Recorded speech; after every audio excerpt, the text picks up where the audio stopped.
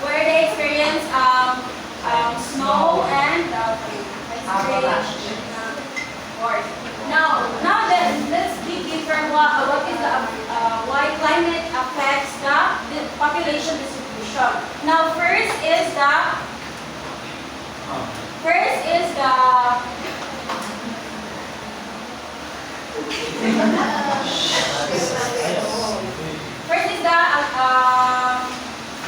of course the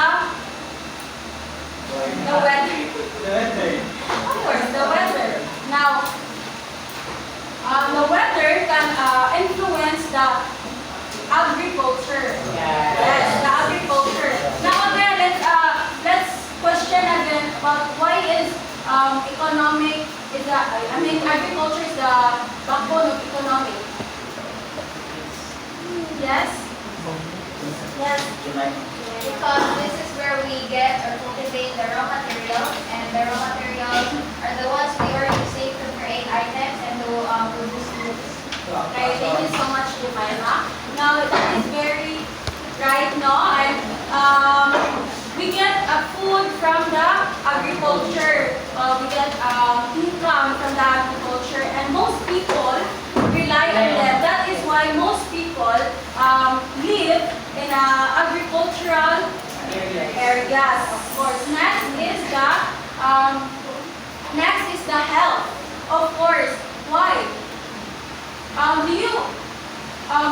From way back 2024, we experienced the El Nino, of course, and the increase of heat stroke are very high, of course. That is why it affects the population distribution. Okay, nakuhaan mo ta. Okay. The next is the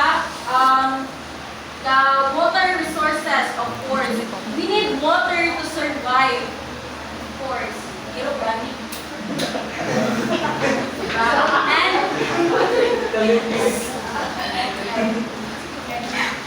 Next is the little deeper because nakay mo explain what you want further. And next is the natural Next is the natural disasters.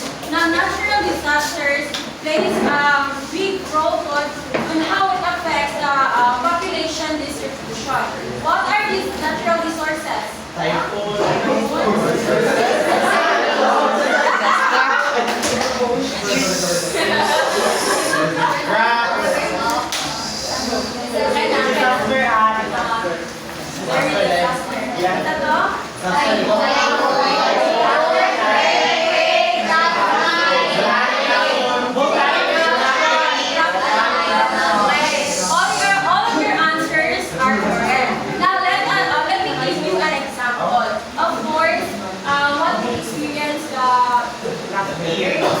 Earthquake from the last month.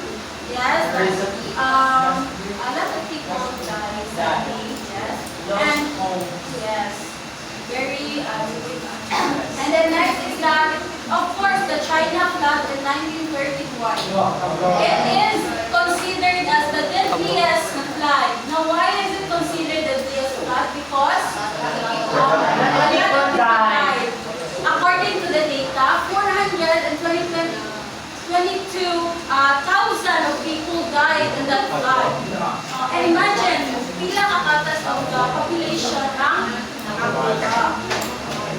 Now, next is the landform. Please read. Lapland has more settlements compared to mountainous areas. Of course. Did you see a store of 7-Eleven in a mountain? Wala. Wala, diba?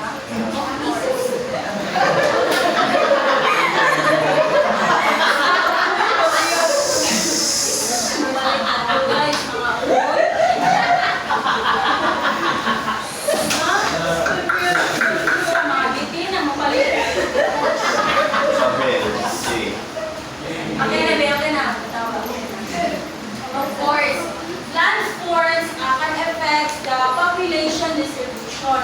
Why? Of course, flat lands and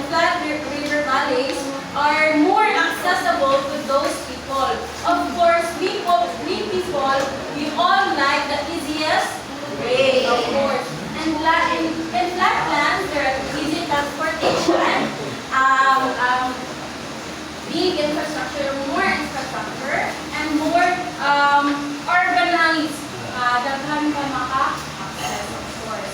Now, these are the types of the landforms: hills, canyons, mountain, desert, valley, and caves. Now, by how do you do it? Sa canyon? Wala. Of course, wala. Gusto may palito na yung dito mabutin. Now, do you understand? Yes. Okay, thank you so much. Now we're done in the climate and the platforms. Let's move on to the next physical factor. Please. Now let's proceed to the next one, which is the water. So everyone tell me. It is essential for human survival, agriculture, and industry. Historically, concentrating populations near reliable freshwater sources like river valleys. Okay, so water is the physical factor of population formation. This because water is needed for drinking, farming, and also transport, work, and lastly, for farming. Let's say farming. Yes. And please proceed to the next one. These are the types of water: the sea, the river, the glaciers, the pond, lake, streams. So an example of this also is Croatia. In the Egypt's Nile River, millions of people live in there is because the water in there supports their farming and provides water like in the cities like in Cairo. In the Philippines also, back in the day, during the early to mid 19th,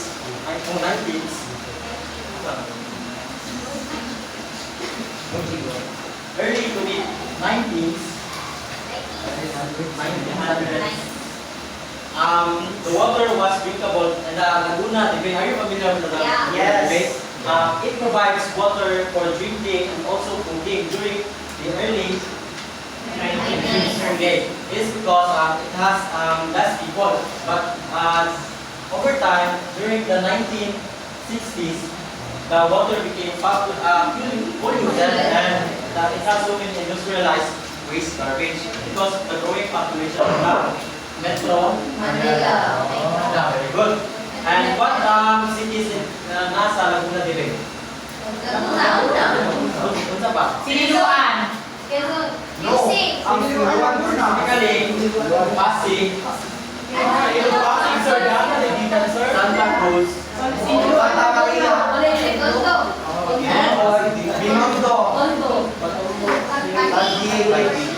yes. The people are still living in there, but unfortunately, the water is like it's not safe to take anymore. Kaya wala bigla mo ka ng tubig na diaper. And also, now, you get me. Yes. Do you have any questions regarding the water? Okay. Now that we're done with the physical factor, let us continue with the next one, which is the Now, in the human factors, we have 4 factors: the culture, economics, history, and also politics. I will be explaining the culture while Miss Costello and Sir Vince will explain the rest.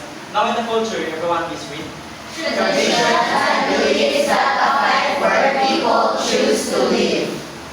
Now, culture, that will meant as people live near sacred sites or with communities sharing their ways of life. Like same sila ba? Kung kanang iwan sa kinabuhi. And also, with where the traditional work thrives.